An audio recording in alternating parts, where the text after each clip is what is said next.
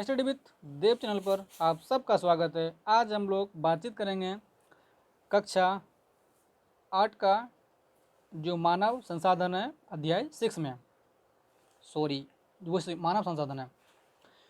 तो दोस्तों चैनल को सब्सक्राइब करें, लाइक करें और शेयर करें। तो चलिए आज कुछ सीखने की कोशिश करते हैं कि इस अध्याय में हमको क्या सीखने को मिलता है। तो लोग ही एक राष्ट्र के सबसे बड़े संसाधन होते हैं। ये बहुत अच्छी बात है। कहा कि लोग ही एक राष्ट्र के सबसे बड़ी संसाधन होते हैं। प्रकृति की देन केवल उस समय महत्वपूर्ण होती है जब वह लोगों के लिए उपयोग होती है। लोग अपनी आवश्यकता और योग्यताओं से उसे संसाधन में परिवर्तित कर देते हैं।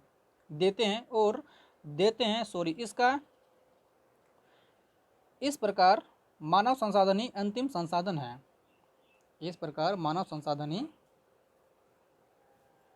संसाधन है।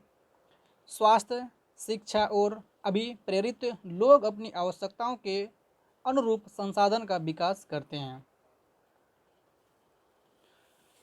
अन्य संसाधन की भांति मानव संसाधन विश्व में समान रूप से वितरित नहीं है। अपने शैक्षिक स्तर, आयु और लिंग में वे एक दूसरे से भिन्न, उनकी संख्या और लक्षण भी बदलती रहती है। तो दोस्तों पहले इस बॉक्स को पढ़ते हैं। इस बॉक्स में कहना क्या चाहता है? क्या आप जानते हैं कि भारत सरकार के अधीन एक मानव संसाधन मंत्रालय है? ये कहना चाहता है भारत सरकार के अधीन एक मानव संसाधन मंत्रालय है। 1985 में इस मंत्रालय का निर्माण लोगों के कौशल को बढ़ाने के लिए किया गया था। इसमें यह प्रदर्शित होता है कि लोग देश के लिए कितने महत्वपूर्ण संसाधन है।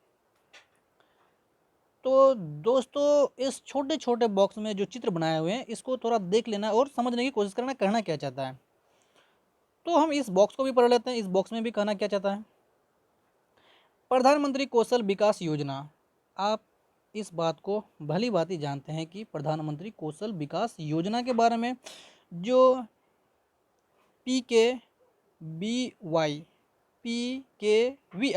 को 2015 में 1 करोड़ भारतीय युवाओं को 2016 से 2020 तक प्रशिक्षित करने के उद्देश्य में शुरू किया गया था। इस योजना का उद्देश्य संभव और मौजूद रोजगार अर्जक को गुणवत्ता प्रशिक्षण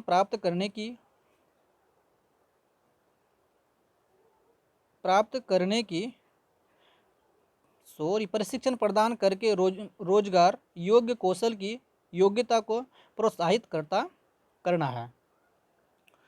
तो दोस्तों अभी हम लोग पढ़ेंगे जनसंख्या का वितरण। ये वितरण क्या है? जनसंख्या का वितरण हम लोग इस चीज़ को जानते हैं। वितरण किसी चीज़ को बांट देना, उसको वितरण कहते हैं। तो वितरण का अर्थ आप लोगों को समझ में आ गया। तो यह कहना चाहता है कि जनसंख्या का वितरण कैसे किया जाता है। तो भूपृष्ठ पर जिस प्रकार लोग फैले हैं, भूपृष्ठ मतलब भूमि में जिस प्रकार लोग फैले हुए हैं उसे जनसंख्या वितरण का प्रतिरूप कहते हैं। भूपृष्ठ का मतलब होता है पृथ्वी में जिस प्रकार लोग फैले हुए हैं। इस बात को समझना, उसी को क्या कहते हैं? जनसंख्या वितरण का प्रतिरूप कहते हैं। प्रतिरूप उसको कहते हैं। विश्व की जनसंख्या 90% से अधिक लोग भूपृष्ठ के लगभग 30% भाग पर निवास करते हैं। विश्व में जनसंख्या का विस्तार अत्यंत असमान है। कुछ क्षेत्र बहुत घने बसे हैं और कुछ विरल बसे क्षेत्र हैं। दक्षिण पूर्वी एशिया, यूरोप, उसके बाद उत्तर अमेरिका घने बसे क्षेत्र हैं। उच्च अक्षांशीय क्षेत्रों, उष्णकटिबंधीय मरुस्थलों, उच्च पर्वतों और विषुवतीय वनों के क्षेत्रों में बहुत कम लोग रहते हैं। विषुवत वृत्त के दक्षिण की अपेक्षा विषुवत वृत्त के उत्तर में बहुत अधिक लोग रहते हैं। विश्व की कुल जनसंख्या के लगभग 3/4 लोग दो महाद्वीपों एशिया और अफ्रीका में रहते हैं। विश्व में 60% लोग केवल 10 देशों में रहते हैं। इन सभी देशों में 10 करोड़ से अधिक लोग रहते हैं। तो दोस्तों यहाँ कुछ दिए हुए चित्र हैं जो रंगीन तरह के हैं। तो बोलता है दक्षिण एशिया में रहते हैं इस तरह, उसके बाद यूरोप में रहते हैं, अफ्रीका में रहते हैं, मध्य वे दक्षिण अमेरिका में रहते हैं, उत्तर अमेरिका में रहते हैं, और ओसेनिया जो ऑस्ट्रेलिया, न्यूजीलैंड और प्रशांत द्वीप समूह में रहते हैं। तो दोस्तों उस चित्र को देख के समझने की कोशिश करना कि वह कहना क्या चाहता है। तो यहाँ कुछ देशों के नाम दिए गए हैं। तो अभी हम यह कहना चाहता है कि विश्व की घनी आबादी वाले देश विश्व के रूपरेखा मानचित्र पर इन देशों के चिन्हित करें। तो यहाँ सबसे पहले दिया गया है चीन, जो चीन सबसे अधिक जनसंख्या वाला देश है। उसके बाद भारत, उसके बाद यूएसए, उसके बाद Indonesia, Brazil, Pakistan, Bangladesh, Nigeria, रूस और जापान। अब थोड़ा सा हम इस क्रियाकलाप को देखेंगे कि यह क्रियाकलाप कहना क्या चाहता है। चित्र संख्या 6.1 का अध्ययन कीजिए और खोजिए विश्व की कुल जनसंख्या में से किस महाद्वीप में निम्न के अनुसार जनसंख्या है। केवल 5%, उसके बाद केवल 13%, केवल 1%, केवल 12%। इन बातों को समझने की कोशिश करें कि ये कहना किस प्रकार से चाह रहा है। तो अभी हम लोग बात करेंगे जनसंख्या का घनत्व। ये घनत्व क्या है, जनसंख्या घनत्व का मतलब क्या होता है, इस चीज़ को जानने की कोशिश करेंगे कि है क्या चीज़। पहले उस बॉक्स को पढ़ लेते हैं जो बॉक्स में लिखा है। क्या आप जानते हैं कि भारत की जनसंख्या औसत घनत्व 382 व्यक्ति प्रति वर्ग किलोमीटर होता है। आप प्रति वर्ग, 1 वर्ग, 2 वर्ग, 3 वर्ग तो जानते हैं, प्रति वर्ग में इस तरह के इतना व्यक्ति रहते हैं, इसी को कहते हैं जनसंख्या घनत्व। तो भारत का अगर बात कहे तो आप इस बात को याद रखना, और कोई पूछे तो उसको कहने की कोशिश करना, माइंड को रिकॉल करना। तो जनसंख्या का घनत्व अभी हम लोग पढ़ेंगे और समझने की कोशिश करेंगे। पृथ्वी पृष्ठ के एक इकाई क्षेत्र में रहने वाले लोगों की जनसंख्या को जनसंख्या का घनत्व कहते हैं। अब समझना, इस लाइन में बहुत ऐसी बात बोल दिया गया है कि समझने में आपको आसानी हो। कहता है कि पृथ्वी पृष्ठ के एक इकाई क्षेत्र में, एक इकाई, आप तो जानते हैं इकाई किसे कहते हैं, रहने वाले लोग की संख्या को जनसंख्या का घनत्व कहते हैं। सामान्य रूप में यह प्रति वर्ग जो शब्द बोला है ना, 1 वर्ग, 2 वर्ग, प्रति वर्ग में व्यक्ति मतलब व्यक्त किया जाता है। संपूर्ण विश्व का औसत घनत्व, संपूर्ण मतलब विश्व, पूरा विश्व का, ये सवाल आपको पूछ दिया जा सकता है, पूछने की संभावना है, ये भी बोल सकते हैं। कहता है कि संपूर्ण विश्व मतलब पूरा विश्व की औसत जनसंख्या घनत्व अगर आपको पूछ लिया जाए तो बोलना दोस्तों 51 व्यक्ति प्रति वर्ग किलोमीटर है। सबसे अधिक जनसंख्या घनत्व दक्षिण एवं मध्य एशिया में है। अब यहाँ 2-3 सवाल बनने की संभावना है। यहाँ बोल दिया गया कि सबसे अधिक जनसंख्या घनत्व दक्षिण मध्य एशिया में है, तो इसके पश्चात क्रमशः पूर्वी एशिया एवं दक्षिण पूर्वी एशिया में है।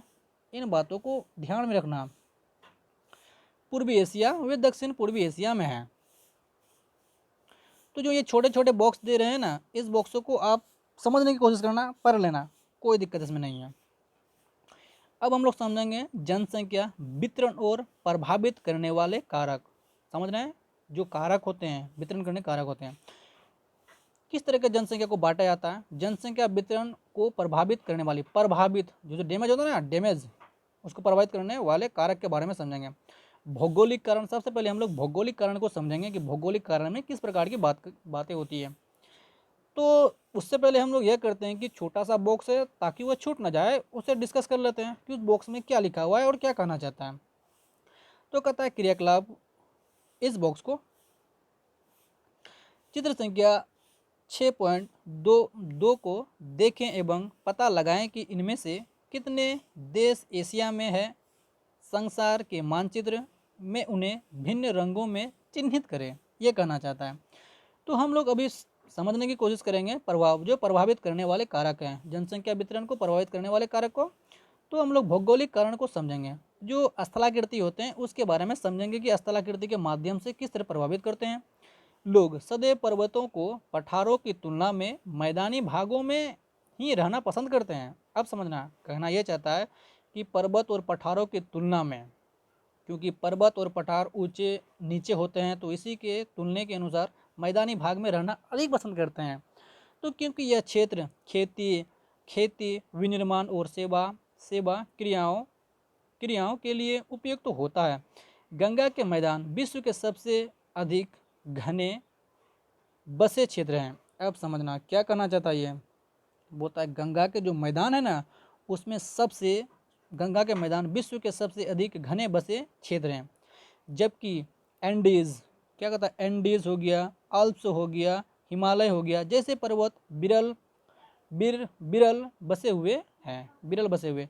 अब हम लोग समझेंगे कि जलवायु, जो जलवायु के माध्यम से भी जनसंख्या बसे हुए रहते हैं। जैसे मान लीजिए आप राजस्थान में देखेंगे कि राजस्थान में जो एक क्षेत्र ऐसा है कि वहाँ अधिक टेम्परेचर होता है, कि वहाँ टेम्परेचर के कारण, जलवायु मतलब वायुमंडल के कारण वहाँ कम लोग बसते हैं। तो उसके बारे में बातचीत करेंगे जलवायु के कारण। तो लोग सामान्य रूप से चरम जलवायु, जो अत्यधिक गर्म अथवा अत्यधिक ठंडा जैसे अब यहाँ जैसे में वही बात बोल दिया जो हम कहना चाहते हैं। सहारा का मरुस्थल जो कि अफ्रीका महाद्वीप में पाया जाता है, उसके बाद रूस में हो गया, उसके बाद ध्रुवीय प्रदेश हो गया, उसके बाद कनाडा, और अंटार्कटिक में रहने से बचते हैं। अब कहते हैं मृदा, जो मिट्टी होती है, मिट्टी उपजाऊ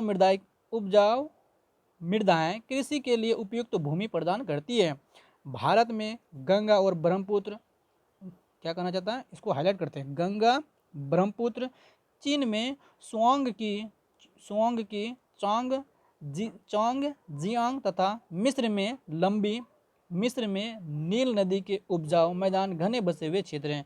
अब समझना, चाइना के बाद पूछ लिया जाए तो चाइना में जो बोले हुआंग ही चांग यांग में बसे हुए अधिक बसे हुए घने लोग रहते हैं वहाँ। अगर हम मिस्र की बात करें, मिस्र में नील नदी के उपजाऊ मैदान घने बसे हुए क्षेत्र हैं। नील नदी में, जो कि अफ्रीका महाद्वीप में है, वहीं के वहाँ भी घने बसे क्षेत्र हैं। अब हम लोग बातचीत करेंगे जल, जो लोग उन क्षेत्रों में रहने को प्राथमिकता देती है जहाँ अलवणीय जल आसानी से उपलब्ध होता है। विश्व की नदी घाटियाँ घने बसे क्षेत्र हैं, जबकि मरुस्थल विरल जनसंख्या वाले हैं। ये जो अलवणीय बोला, जैसे कि समुद्र का पानी हमेशा लवणीय होता है, तो ये चाहता है कि जहाँ हमको बिना नमक वाला पानी मिले, अलवणीय मिले, उस जगह पे भी रहने के लिए लोग हतोत्साहित होते हैं। तो अभी हम लोग समझेंगे खनिज के बारे में समझेंगे। खनिज निक्षेपों वाले क्षेत्र अधिक बसे हुए हैं। दक्षिण अफ्रीका की हीरे की खान और मध्य पूर्व में तेल की खोज इस क्षेत्रों में लोगों को रहने के लिए प्रेरित किया है। अब खनिजों के माध्यम से, अब यहाँ देख अब यहाँ थोड़ा हाईलाइट करते हैं। दक्षिण अफ्रीका की हीरे की खानें और भूमध्य में तेल की खोज इन क्षेत्रों में लोगों को रहने के लिए प्रेरित किया है। अब हम लोग समझेंगे सामाजिक। अब हम लोग क्या समझेंगे, हम लोगों ने तो अभी समझा भौगोलिक क्षेत्रों के माध्यम से, भौगोलिक कारण के माध्यम से उस चीज़ों को समझने की कोशिश की है। अब हम लोग समझेंगे सामाजिक। आप तो सामाजिक जानते हैं, सांस्कृतिक और आर्थिक कारण। आर्थिक तो आप भली बातें जानते हैं, और सांस्कृतिक भी आप अच्छी तरह जानते हैं, सामाजिक भी आप अच्छी तरह जानते हैं। इसलिए हम ये समझते हैं कि आप लोग को इन सब बातें आपको आते ही होंगे, इसी कारण से इन सब बातों को इसलिए हम आगे बढ़ रहे हैं। तो हम समझेंगे आर्थिक कारण। औद्योगिक क्षेत्र रोजगार के अवसर प्रदान करते हैं। क्या बोल रहा है, औद्योगिक मतलब जो बिजनेस होते हैं, क्षेत्र रोजगार अवसर प्रदान करते हैं। लोग बड़े संख्या में इन क्षेत्रों की ओर आकर्षित होते हैं। जापान में ओसाका बोला जा रहा है, जापान में जो है ओसाका, और भारत में मुंबई दो घने बसे क्षेत्र हैं। तो अब हम लोग यहाँ देखेंगे सांस्कृतिक कारण, जो धर्म और सांस्कृतिक महत्व वाले स्थान लोगों को आकर्षित करती है। वाराणसी, अब वाराणसी समझते हैं कि वाराणसी है कहाँ मेरे मित्रों, वाराणसी अब जिसको पता है प्रयागराज में है, उस येरुलसम, उसके बाद वेटिकन सिटी कहाँ है, आगे हम लोग को पता चल जाए कहाँ पे है। कुछ उदाहरण कुछ है।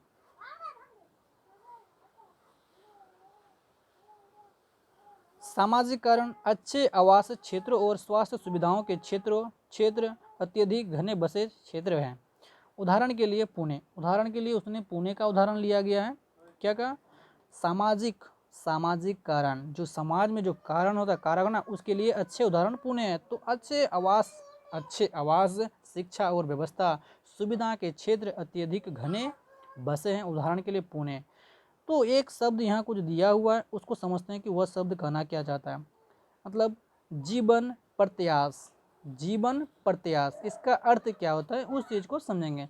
यह उन वर्षों की संख्या है जिसमें औसत व्यक्ति के जीवित रहने की आशा की जा सकती है। मतलब जीवन प्रत्याश यह कहना चाहता है कि जो औसत होते हैं व्यक्तियों के जीवन जीने की आशा, जीवित रहने की आशा जो होता है उसी को ही कहा जाता है, को जी सकती है, मतलब की जा सकती है। अब हम लोग सीखेंगे जनसंख्या में परिवर्तन कैसे होता है, उस चीज़ के बारे में समझने की कोशिश करेंगे। जनसंख्या परिवर्तन में तात्पर्य एक निश्चित अवधि के दौरान लोगों के संख्या में परिवर्तन से है। विश्व की जनसंख्या स्थिर नहीं रहती है, कहता है विश्व की जनसंख्या स्थिर नहीं रहती है, यह कई गुना बढ़ गई है, जैसे चित्र संख्या 6.3 में दिखाया गया है। क्योंकि ऐसा वास्तव में जन्म और मृत्यु की संख्या में परिवर्तन के कारण हुआ है। अब समझना, यहाँ थोड़ा सा हम हाईलाइट करते हैं उन बातों को जो बातें अच्छी समझ में आए। अब यह कहना चाहिए ऐसा वास्तव में जन्म और मृत्यु की संख्या में परिवर्तन के कारण हुआ है। आप समझना, मानव इतिहास की लंबी अवधि सन 1800 तक विश्व की जनसंख्या धीरे धीरे बढ़ी है। बड़ी संख्या में बच्चे जन्म लेते थे, लेकिन शीघ्र ही उनकी मृत्यु भी हो जाती थी। ऐसा इसलिए था क्योंकि वहाँ उचित स्वास्थ्य सुविधा नहीं थी। सभी लोगों के लिए प्रायः भोजन उपलब्ध नहीं था। किसान सभी लोगों को भोजन की आवश्यकताओं को पूरा करने के लिए प्रायः उत्पादन करने में सक्षम नहीं थे। इसके परिणाम स्वरूप जनसंख्या में वृद्धि बहुत कम थी। सन 1984 में विश्व की जनसंख्या का 1 अरब हो गई है। क्या होता है, सन 1804 में विश्व की जनसंख्या 1 अरब हो गई है। अब समझना, ये पूरा विश्व की बात बोल रहा है। सन 1804 ईस्वी में विश्व की जनसंख्या 1 अरब हो गई थी। वर्ष 1950, 150 वर्ष बाद, समझना 150 वर्ष बाद क्या कहता है, 1959 में विश्व की जनसंख्या 3 करोड़ हो गई। इसे प्रायः जनसंख्या विस्फोट कहते हैं। अब यह शब्द बहुत बार ऐसे पेपर में आपको देखने को मिलेगा कि जनसंख्या विस्फोट किसे कहा जाता है, जनसंख्या विस्फोट से आप क्या समझते हैं, उसके बारे में कुछ टिप्पणी लिखें, स्पष्ट करें या उल्लेख करें। इन ऐसे शब्द आपको देखने को मिलेगा, तो आप समझ गए होंगे कि जनसंख्या विस्फोट किसे कहा जाता है। इसलिए मैं इस शब्द को थोड़ा अलग रंग से रंगना चाहता हूँ, हाईलाइट करना चाहता हूँ, ताकि बात आपको समझने में बहुत ही आसानी हो, बातों को समझने में बहुत ही आसानी हो। तो 1999 में 30 वर्ष की अवधि से कम में जनसंख्या दुगनी 6 अरब हो गई। इस वृद्धि का मुख्य कारण खाद्य आपूर्ति एवं औषधियों आपूर्ति और औषधियों आपूर्ति, खाद्य आपूर्ति और औषधियों के कारण मृत्यु दर कम होना है, जबकि जन्म दर अभी भी बहुत अत्यधिक रही है। जन्मों को साधारणतम जन्म दर में आंका जाता है। जन्म दर अर्थात प्रति 1000 व्यक्ति पर जीवित जन्मों की संख्या में मापा जाता है। तो आपको अगर पूछ लिया जाए कि जन्म दर कैसे निकाला जाता है, बोलता है ना कि जन्म दर जन्मों के साधारण जन्म दर में आंका जाता है। तो जन्म दर अर्थात प्रति 1000 व्यक्ति, अगर आप जन्म दर के बारे में अगर जानना चाहोगे ना, प्रति 1000 व्यक्ति पर जीवित जन्मों की संख्या में मापा जाता है। अब हम लोग सीखेंगे मृत्यु दर। जो मृत्यु दर निकालते हैं ना, बस वही है, मृत्यु दर भी वैसे ही निकाला जाता है जिस तरह मृत्यु दर को प्रति 1000 व्यक्ति पर मृत्युओं की रक्षा में पाया जाता है। क्या कह रहा है, बातों को ध्यान से समझना और समझने की कोशिश करना। मृत्यु दर जब निकलता है ना, तो प्रति व्यक्ति 1000 व्यक्तियों पर मृतकों की संख्या में मापा जाता है। ठीक है, किसी क्षेत्र विशेष में लोग के आने जाने के प्रवास कहते हैं। अब यहाँ से बातें कुछ और करना चाहता है, हम इस बातों को भी हाईलाइट करते हैं कि ताकि बातें आपको अच्छी तरह समझ में आए और समझ में आए। अब यहाँ कुछ बात और बोल दिया गया है कि किसी क्षेत्र विशेष में लोगों के आने जाने को प्रवास कहा जाता है। तो दोस्तों आप लोग यह समझ गए प्रवास किसे कहा जाता है।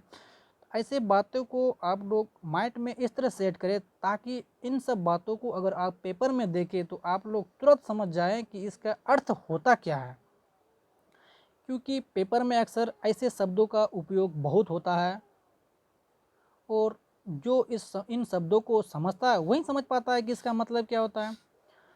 तो जन्म और मृत्यु जनसंख्या परिवर्तन के प्राकृतिक कारण है। अब एक बात और, अब कोई कहेगा कि जन्म और मृत्यु जनसंख्या परिवर्तन के प्राकृतिक कारण है।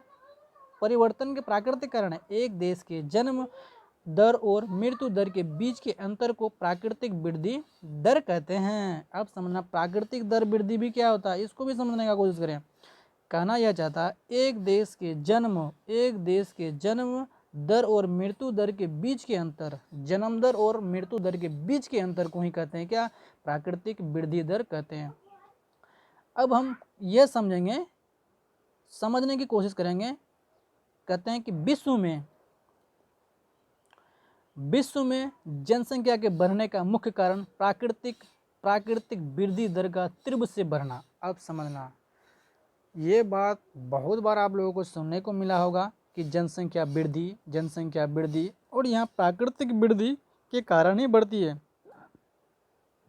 क्या मुझे कर लेगी तो मैं जनसंख्या के बढ़ने का मुख्य कारण प्राकृतिक वृद्धि दर का तीव्र से बढ़ना। इस बातों को भी हाईलाइट कर देते हैं और समझने की कोशिश करें। दोस्तों प्रवास एक अन्य कारक है। प्रवास अभी हम लोगों ने जाना कि प्रवास क्या है। प्रवास एक अन्य कारण है जिसे जनसंख्या के आकार में परिवर्तन होता है।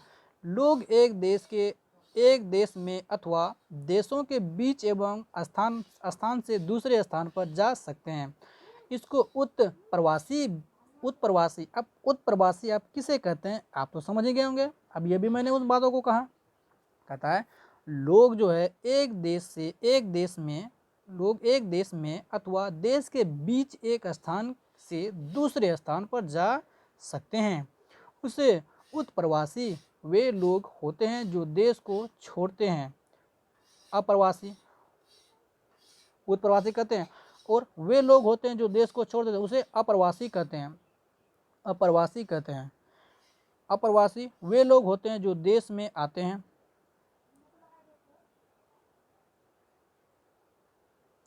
और संयुक्त राज्य अमेरिका और ऑस्ट्रेलिया जैसे देशों में भीतरी प्रवास अथवा अप्रवास द्वारा संख्या वृद्धि में सूडान देश एक ऐसा उदाहरण है जिसमें लोगों के बाहर चले जाने अथवा उत्प्रवास के कारण जनसंख्या में कमी का अनुभव किया जाता है। दोस्तों यहाँ कुछ शब्द दिए गए हैं, इस बॉक्स को थोड़ा पढ़ लेते हैं। इस बॉक्स में कहना क्या चाहता है, कहता है कि प्रवास, अप्रवास, अप्रवास का तात्पर्य क्या है उस चीज़ को समझा रहा है। एक व्यक्ति नए देश में जाता है, एक व्यक्ति नए देश में आता है तो उसे अप्रवास कहते हैं। और उत्प्रवास, जो व्यक्ति एक देश को छोड़ता है उसे उत्प्रवास कहते हैं, उत्प्रवास कहते हैं। उत्प्रवास, जो व्यक्ति देश को छोड़ता है, एक देश को छोड़ता है उसे उत्प्रवास कहते हैं। और अप्रवास, एक जब व्यक्ति नए देश में जाता है उसे अप्रवास कहते हैं। तो उत्प्रवास तो हम लोग समझ ही गए। यह कहना कहा जाता है सूडान एक ऐसा उदाहरण है जिसमें लोगों के चले जाने से उत्प्रवास के कारण जनसंख्या में कमी का अनुभव किया जाता है। अब हम लोग डिस्कस करेंगे, सॉरी थोड़ा सा कुछ बचा हुआ है उसे पढ़ लेते हैं। अंतर्राष्ट्रीय प्रवास की सामान्य प्रवृत्ति यह है कि लोग अच्छे आर्थिक अवसरों की खोज में कम विकसित राष्ट्रों के अधिक विकसित राष्ट्रों में चले जाते हैं। देशों के अंदर बड़ी संख्या में लोग रोजगार, शिक्षा और स्वास्थ्य सुविधाओं की खोज के ग्रामीण क्षेत्रों के नगरीय क्षेत्र की ओर चले जाते हैं। अब हम लोग बातचीत करें जनसंख्या परिवर्तन के प्रतिरूप, उसका परिवर्तन होने के प्रतिरूप क्या है उसके बारे में समझेंगे। कहना चाहते जनसंख्या वृद्धि की दर विश्व में अलग अलग है, ठीक बात है, ये भी बात सही है, जो चित्र संख्या 6.5 में दर्शाया गया है। यद्यपि विश्व की कुल जनसंख्या तीव्र से बढ़ रही है, तथापि सभी देश में यह वृद्धि अनुभव नहीं की जा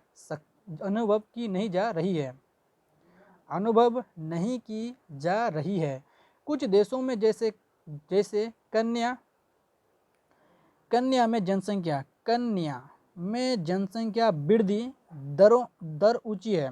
उन देशों में जन्म दर और मृत्यु दर दोनों की उच्च है। हाल ही में स्वास्थ्य सेवाओं में सुधार के साथ मृत्यु दर कम हो गई है, परंतु जन्म दर अभी भी अधिक है, जिससे वृद्धि दर बढ़ रही है। अन्य देशों में जैसे यूनाइटेड किंगडम, आप जानते ही हैं यूनाइटेड किंगडम में निम्न जन्म दर और मृत्यु दर के कारण जनसंख्या वृद्धि की दर मंद है।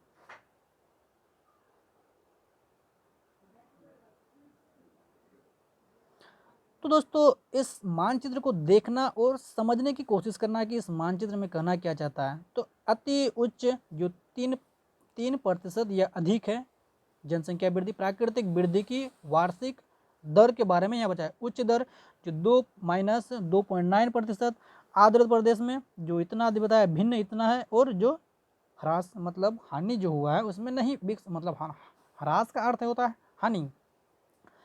अब हम लोग समझेंगे जनसंख्या संगठन। अब कहता है किसी देश की जनसंख्या कितने भी अधिक हो, उसका एक देश के आर्थिक विकास के स्तर में कुछ अंतर नहीं पड़ता। उदाहरण के लिए बांग्लादेश और जापान अति घने बसे देश हैं। अब समझना दोस्तों, उदाहरण के लिए आपको उदाहरण समझा दिया है, इन उदाहरण बहुत काम की चीज़ है। बांग्लादेश और जापान अति घने बसे देश हैं, लेकिन जापान बांग्लादेश से आर्थिक रूप से अत्यधिक विकसित देश है। जापान बांग्लादेश से आर्थिक रूप से अधिक विकसित है। ये कहना चाहता है बांग्लादेश से अधिक जो है ना आर्थिक में विकसित कौन है, जापान है। यही बात कहना चाहता है और कुछ नहीं कहना चाहता है। एक संसाधन के रूप में लोगों की भूमिका को समझने के लिए इनमें अनेक गुणों के बारे में जानने की आवश्यकता होती है। लोग अपनी आयु, लिंग, साक्षरता स्तर,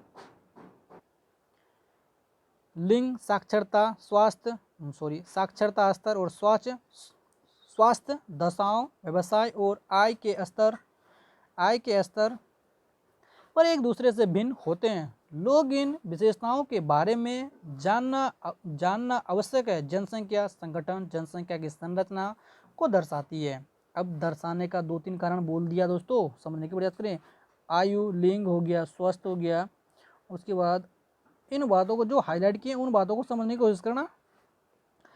अब यहाँ जनसंख्या संगठन हमारे यह जानने में सहायता करता है कि कितने पुरुष हैं और कितनी स्त्रियां हैं, वे किस आयु वर्ग हैं, किस आयु वर्ग के हैं, कितने शिक्षित हैं और वे किस प्रकार के प्रयास में लगे हैं, इसकी आयु का क्या स्तर है, और स्वास्थ्य दशाएं कैसी है।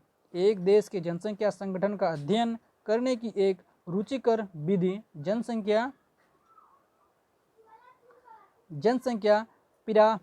जनसंख्या पिरामिड है, जिसे आयु लिंग पिरामिड भी कहते हैं। अब समझना, पिरामिड और जनसंख्या पिरामिड, जिसे आयु लिंग पिरामिड भी कहते हैं। तो दोस्तों इन दोनों शब्दों को समझने का कोशिश करें। अगर एक शब्द आपको याद है, अगर दूसरा याद नहीं है, अगर जो याद नहीं है वही पेपर में दे दिया गया तो आपका हालत खराब हो जाएगा।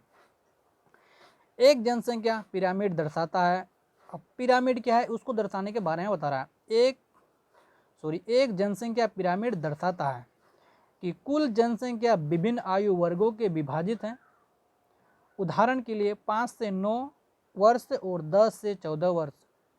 दूसरी बात, कुल जनसंख्या का प्रतिशत इन वर्गों में से प्रत्येक वर्ष में पुरुष और स्त्री उप विभाजित हैं। जनसंख्या पिरामिड का आकार उस विशिष्ट देश में रहने वाले लोगों की कहानी बताता है। बच्चों की संख्या 15 वर्ष से नीचे निचले भाग में दिखाई गई है और यह जन्म के स्तर को दर्शाता है। ऊपर का आकार वृद्धि लोग 60 वर्ष से अधिक की जनसंख्या दर्शाता है और मृत्यु की संख्या को दर्शाता है। जनसंख्या पिरामिड एक देश में आश्रित लोगों की संख्या भी बताता है। युवा आश्रित लोग जो 15 से कम आयु के और वृद्धि आश्रित लोग जो 65 वर्ष से अधिक आयु के और आश्रित आयु जनसंख्या के अंतर्गत आते हैं। कार्यरत आयु वर्ग 15 से 65 के लोगों को आर्थिक रूप से प्राकृतिक वर्ग में रखा गया है। एक देश का जनसंख्या पिरामिड जिसमें जन्म दर और मृत्यु दर दोनों ही ऊंचे हैं, आधार पर चौड़ा है और ऊपर तीव्रता से सकरा हो जाता है। ऐसा इसलिए है कि बहुत से बच्चे जन्म लेते हैं, लेकिन उनमें से अधिकतर की मृत्यु वैश्व काल में हो जाती है और कुछ बड़े हो जाते हैं, इसलिए वहाँ वृद्धि लोग बहुत कम हैं। इस स्थिति को कन्या के पिरामिड द्वारा दर्शाया गया है। जिन देशों में मृत्यु दर विशेष रूप से बहुत छोटे बच्चों में कम हो रही है, युवा आयु वर्ग का पिरामिड चौथा है क्योंकि शिशु प्रौवस्थ तक जीवित रहती है। यह भारत के पिरामिड के दृष्टिगोचर होते हैं। दृष्टिगोचर गोताखोर होता ना, दृष्टिगोचर होते हैं। चित्र संख्या 6.8 इस प्रकार की जनसंख्या में युवा अपेक्ष अधिक से इस अर्थ मजबूत और वर्तमान बढ़ती हुई श्रम शक्ति है। जापान जैसे देश को आधार पर पिरामिड सकरा है, जो 6.9 घटी मृत्यु दर के कारण अधिक लोग वृद्धि आयु तक पहुंच जाती है। कुशल, उत्साहित, आशावादी और सकारात्मक दृष्टि जैसे युवा जन किसी राष्ट्र के भविष्य होते हैं। अब किसी राष्ट्र के भविष्य होने के कारण तो आप समझ लो क्या, कुशल, उत्साहित, आशावादी और सकारात्मक दृष्टि जिन किसी राष्ट्र के भविष्य होते हैं, हम भारतवासी गायशील हैं कि हमारे पास ऐसा संसाधन है।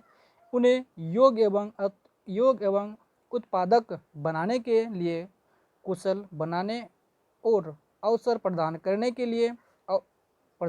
लिए अवश्य ही शिक्षित किया जाना चाहिए। तो दोस्तों आज यहीं तक इन अभ्यास प्रश्नों को करने की कोशिश करें ताकि बातें आपको अच्छी तरह समझ में आए।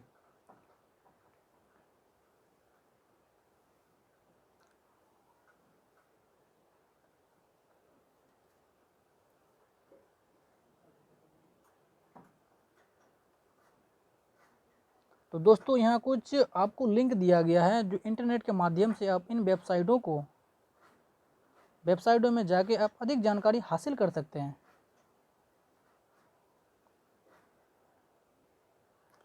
दोस्तों भारत का संविधान